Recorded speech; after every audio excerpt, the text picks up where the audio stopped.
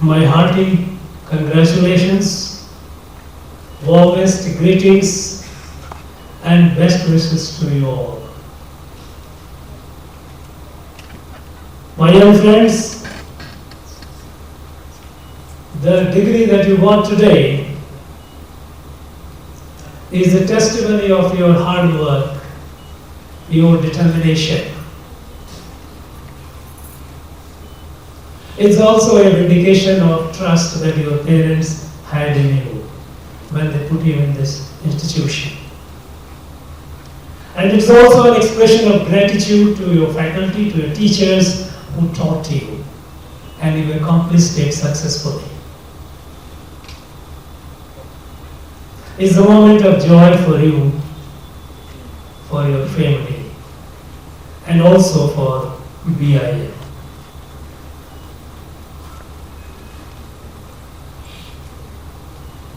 Friends, you are now entering the real world, a next phase of your life. At this point, I was hearing the doyen of industry, successful industrialist and a person who has lived life, Sri Venu Srinivasan, giving you nuggets of wisdom. Remember them. This is coming from someone who has lived life and who has been a successful business person. Friends, at this point of time, the decision that you will take, and I am told that many of you have got your placements, this institution takes a lot of pride in it, and by and large, many of you have already decided on your future course. I would like to urge you all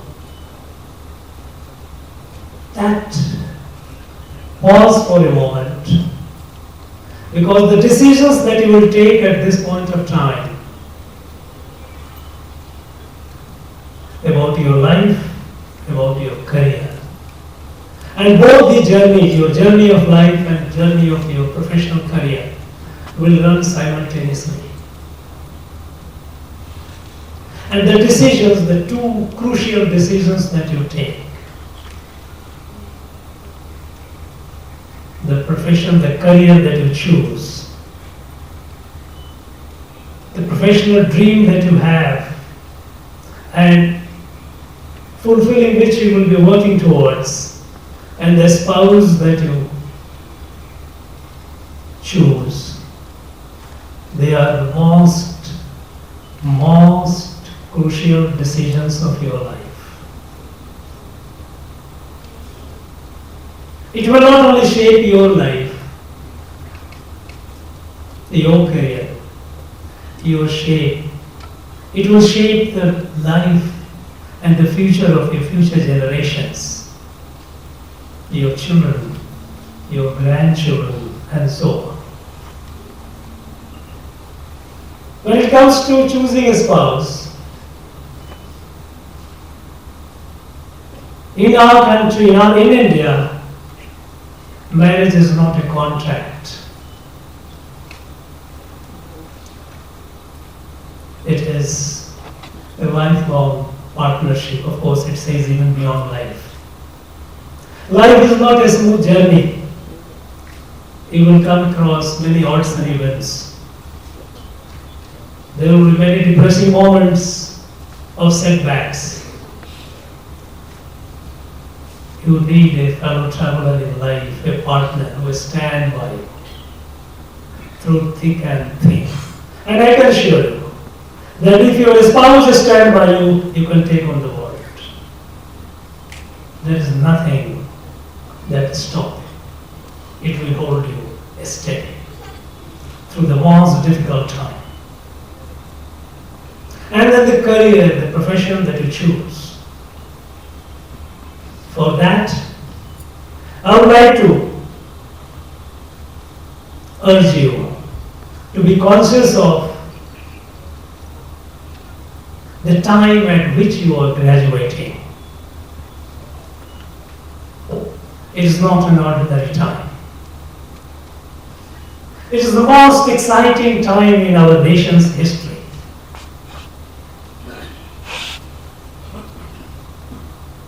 And at the same time, it is also a period of the most severe turbulence in global geopolitics.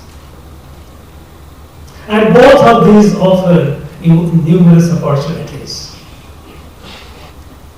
The country that we have today is not what it was a decade ago. Any book, any assessment of this country written a decade old or is produced on an experience of the past is worthy to be kept in archive.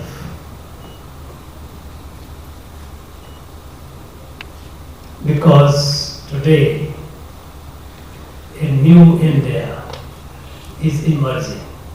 A confident, a self-confident and resolute India is emerging.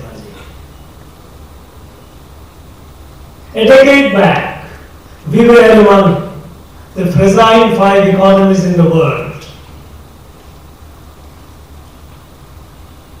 At the margin of world affairs, today we are among the top 5 economies in the world. And at the center stage of world affairs. A decade ago, India was home to the largest number of poor, sick, illiterate. Today, we have digitally empowered citizenry. Remote corners, and you see our people digitally equipped. Today we have citizenry with financial inclusion. Over 50 crores bank accounts. Our digital public infrastructure is logistic marvel of the world. It's the envy of the advanced and inspiration of the developing world.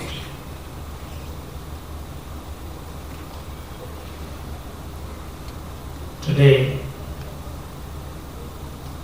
India is among the top countries in the field of science and technology. Yes, we have to do a lot of leapfrogging because catching up is not a valid option for us. And we are doing. We are no longer copying everything from others, but we are also creating knowledge. If you look at the report of the World Intellectual Property Organization, the report of 2022 published later part of 2023,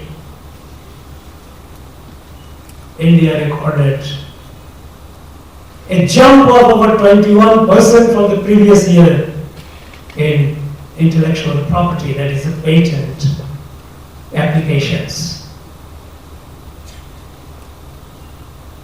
We are also creating patents, and these are being done by our young men and women.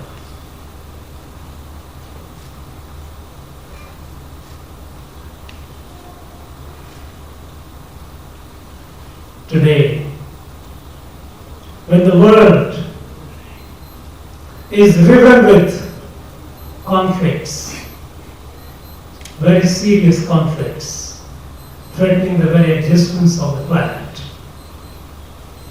Today, when the existing world order has failed miserably, because this world order created in the aftermath of Second World War, based on material wealth and military power. It was created to ensure a safer world, a peaceful world, a world where there would not be any war. It has failed. In 7.5, nearly 8 decades of its existence, the world order, it has created a more inequitable, exclusive, and unsustainable world.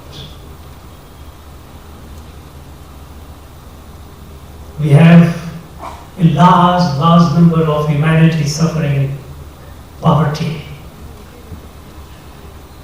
It is iniquitous, inequitable, unsustainable. The climate crisis that we are facing today is largely the product of this world order. And at this point of time, the world is looking at India with expectations to find solutions to show the way forward. And we have done it, we are doing it, we are walking the talk. We have demonstrated it during COVID-19, when the most advanced countries in the world will develop the vaccines, vaccine nationalism began.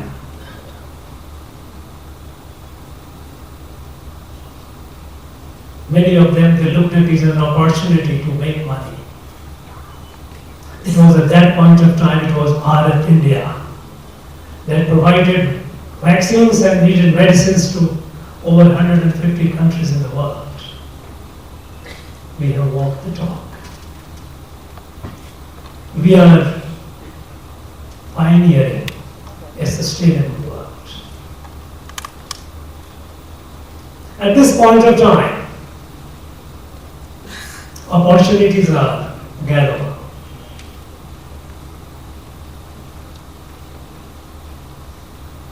You have to seize it.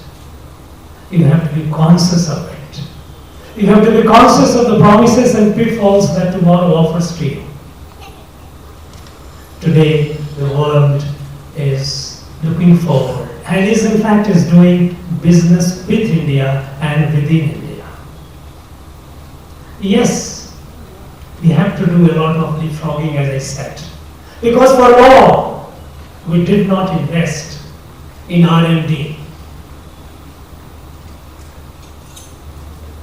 and as a result, when it comes to the cutting edge technology, we are way behind. Imagine, some decades ago, when we were at par with others, today they left us way behind. In 2007 and 8, when I used to visit China, till 2008, 9, 10, they used to envy our IT technology. They have left us behind. Today, in the world of artificial general intelligence, synthetic biology, quantum computing, advanced robotics, nanotechnology, in all these fields, it's our talents working elsewhere, adding to the intellectual and material wealth of those countries. We did not create environment for them to work and do something for the country. Things have changed and are changing fast. Today, India is surging ahead with a sense of self and a sense of destiny. Sense of self because for long, after independence, we kept looking at ourselves, kept validating ourselves by the values, by the standards of the others.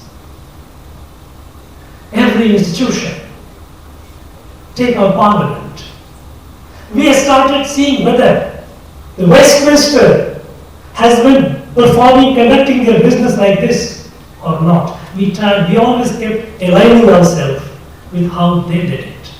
The customs and traditions, parliamentary customs and traditions which they developed, we try to imitate and validate ourselves according to that. even our jurisprudence. Our judiciary kept looking to Privy Council and judgment of the US Supreme Court, looking at their jurisprudence, ignoring our own.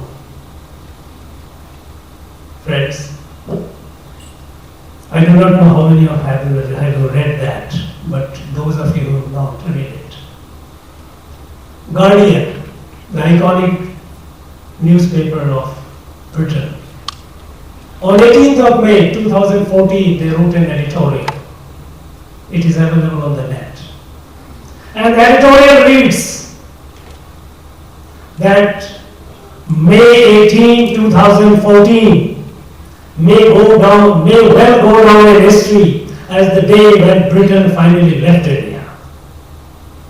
Because until then, the structure of governance and policies were such that it was British laws by other means. We didn't allow ourselves to grow. We forgot that until 200 years ago, for over 2000 years, India was the largest economy in the world, continued to be the largest economy in the world. If any doubt, Google world economy, international perspective, global perspective. A report of OECD, it tells you from the first millennia, every year, every century, how India's economy was the largest GDP in the world. We forgot about our own systems of democracy. We kept looking at others, Western democracy. Here, just about an hour drive from here, I don't know how many of you have been there, but I urge you, you young people, you my young friends must go and see Uttar.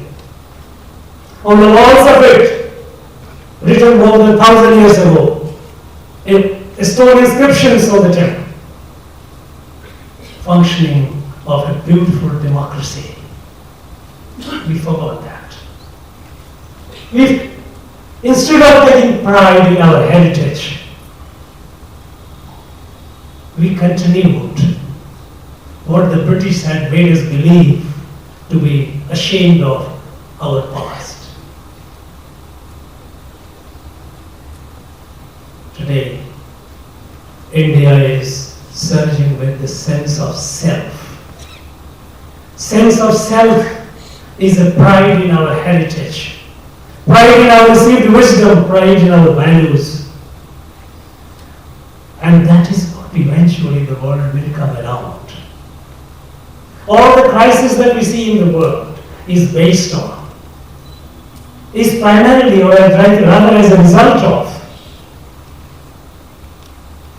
the European political theories. The state as a product of social contract. Individual being the sovereign, not as an integral part of the whole, is fundamentally opposed to Indian value systems or Indian philosophy. Climate. Anthropocentric view of life, that humans are at the center of creation and the entire nature has been created for the pleasure of humans. It has devastated the ecology, made it unsustainable. We are moving towards sustainable life. India's foreign policy today is Vasudhaiva Kutumbakam, Yadu Mure, Yadu Ke. This is what we believed in. When we say Mahatma Sarva Bhutatma, it is the one and the same divine manifesting through all. It creates a bonding, integral, organic bonding of one faith.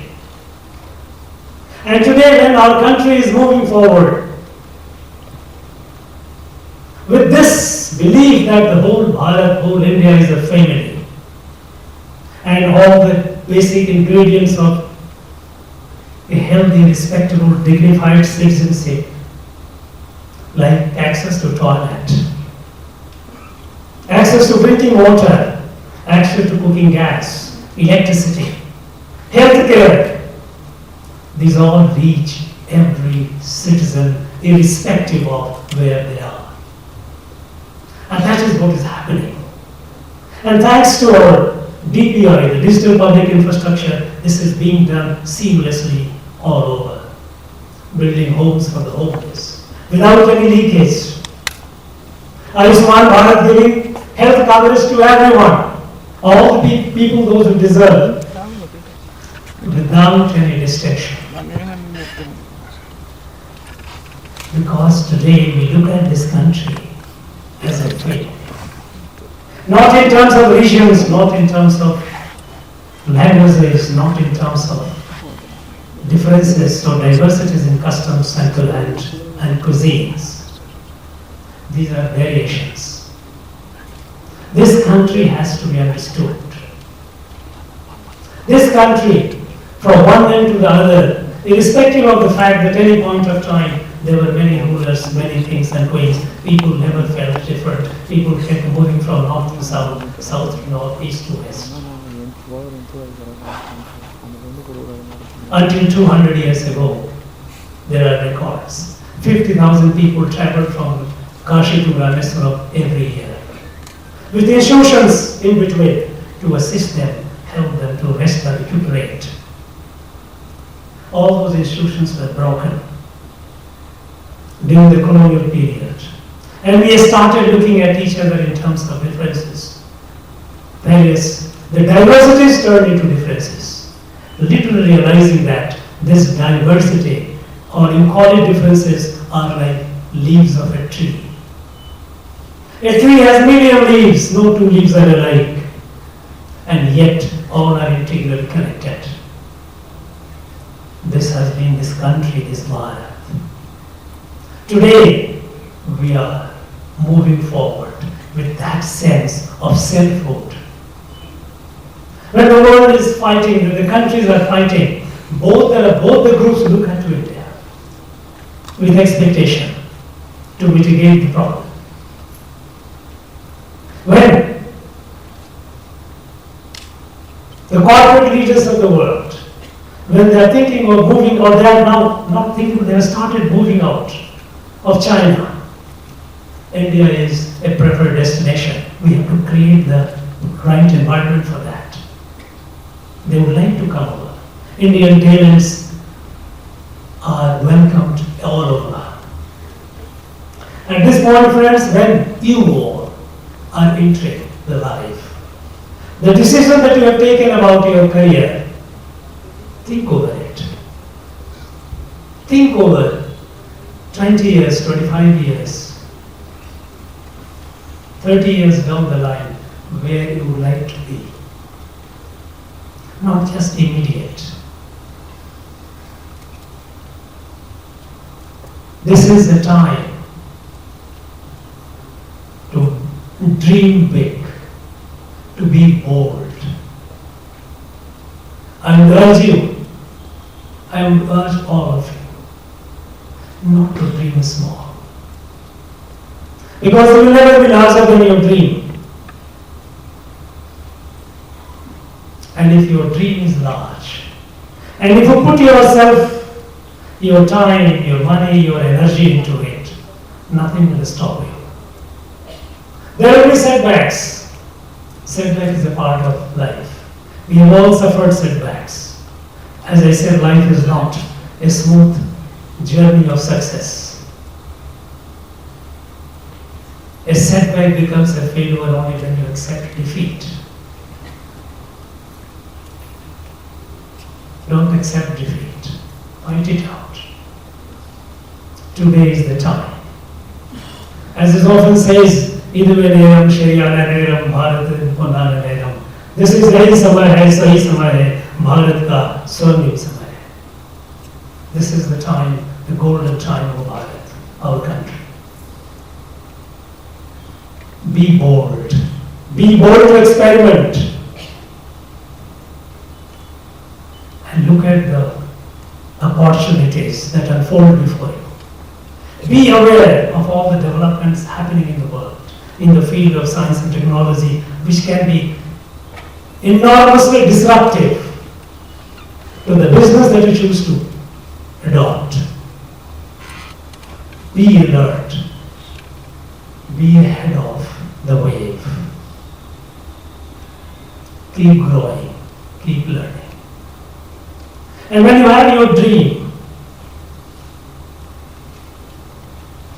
the metric, the way to judge whether you are pursuing towards your dream is every day when you go to bed, see whether your time of the day, whether you have invested your time in the pursuit of your dream. The money that you have spent, whether it has been in the pursuit of the dream. And energy that you have invested is in the pursuit of the dream. Nobody will stop it. And another note of advice, take care of your health. You know, it's not a rat, don't take it as a rat race. Be bold, move forward. Be alert. Take care of your health. Because the world revolves around you. Our scripture says, Sariram Adhyam Khalu Dharma Sadhanam. Body is the medium of all good things that you do in life. Duty to yourself, duty towards family, duty to your society and the nation.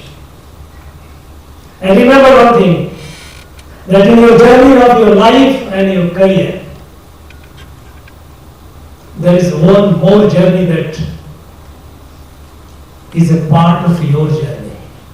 It's a journey of our nation. Each one of you is a national asset. You have been groomed, educated and skilled by a prestigious institution. How many people, how many youth in our country have had the privilege to come out from a good business school? Each one of you, remember that. You are not just a mere individual. You are not just a mere citizen. You are a national asset. And in your growth lies the nation's growth. When you have a large dream and fulfill the dream, that much forward push you give to the nation. And today our nation is moving forward, not only with a sense of self, but with also a sense of destiny. We have a target that when the nation celebrates centenary of its independence, India must be a fully developed country. We know it's a tough call. It's a challenge, but we are capable to take the challenge.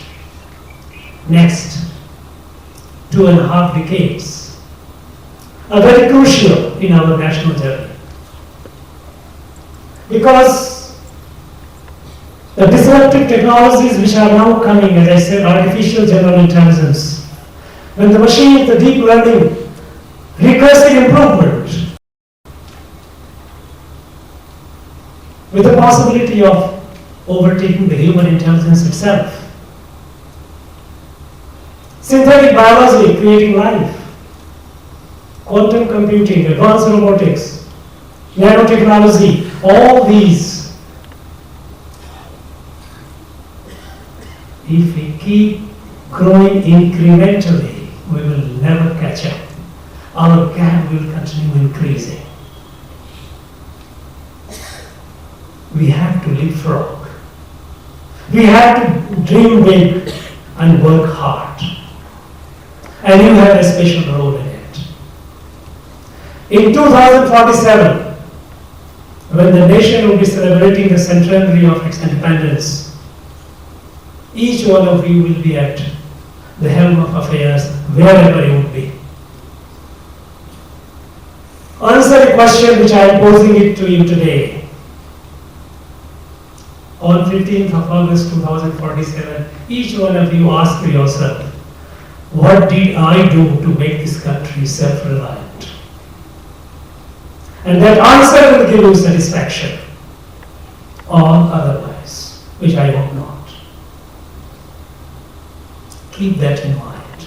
It is your journey of life, journey, profession, and a national journey. Never forget that. Keep that in mind. Friends, at this point, I heard the presentation that BIU has a 40-year vision, that what would be a 40-year. I would urge BIU management to also think of the same way which others will do, the graduating students. In 2047, where you would like to be. And at the time, BIM itself should be able to take a call and assess what did this institution do to make this country great. We have to work with a sense of timeline. Business as usual will not work. There is acute urgency on the part of everyone. It's a national journey in which all of us have to contribute our best to make this country fulfill its destiny. And I'm sure we will do that. Our young men and women are doing it. If you find today in the world of a startup, from nowhere, less than 450 about a decade ago, today we are more than 125,000 startups. When I see young kids from the rural areas of Tamil Nadu coming at me and giving me a wonderful presentation of their ideas, innovations, it's heartwarming. Every story is inspiring. Every story is giving me confidence that yes, we are on the right path and we will achieve it. And yours role will be very, very crucial to it. Friends, I wish all of you the very best in your life, in your personal life, in your family life, in your career, in your national life. Thank you very much once again. Jai Hind, Jai Bharat.